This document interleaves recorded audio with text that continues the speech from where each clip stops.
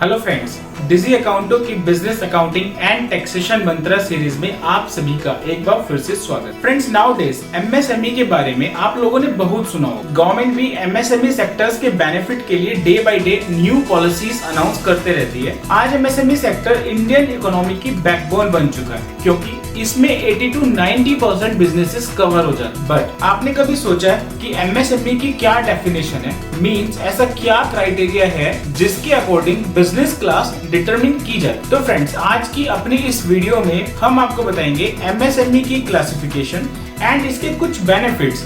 आप वीडियो के लास्ट तक हमारे साथ बने रहें। सबसे पहले criteria for classification of MSME. According to new classification rules effective from 1 July 2020, MSME को 3 क्लासेस में डिवाइड किया गया है। First micro, second small and third medium enterprise. इन कैटेगरीज को हम investment in plant and machinery और इक्विपमेंट एंड टर्नओवर के बेसिस पर डिसाइड कर इसको एक टेबल से प्रेजेंट कर सकते हैं। So friends, according to table, if net investment in plant and machinery और equipment is below or equal to ₹1 crore and net turnover is below or equal to ₹5 crore, then enterprises would be categorized as micro enterprise. Accordingly, if net investment in plant and machinery or equipment is below or equal to ₹10 crore and net turnover is below or equal to ₹50 crore, then enterprises would be categorized as small enterprise. And if net investment in plant and machinery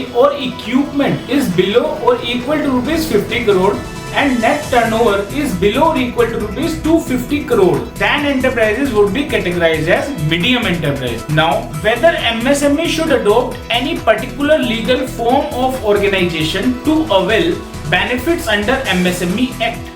Friends, MSME act में prescribe benefits के लिए कोई particular legal organization form adopt करना mandatory नहीं है। इसके लिए किसी भी एंटरप्राइजेस को केवल इन्वेस्टमेंट और टर्नओवर क्राइटेरिया मीट करना होता है एंड उद्यम रजिस्ट्रेशन लेना होता है। That enterprises can be anyone, that is proprietorship firm, HUFs, partnership firm, limited liability partnership और a company also. Now we will see what benefits are available under the MSME act to MSME. इन benefits को हम एक table के through समझ सकते हैं। According to table, benefit of protection against delayed payment by buyer of goods or services, time bound settlement of payment related disputes with buyer or goods or services through arbitration are only limited to micro and small enterprise. These benefits will not be available to medium enterprise, whereas benefits of central government, measures for promotion and development and RBI's credit policy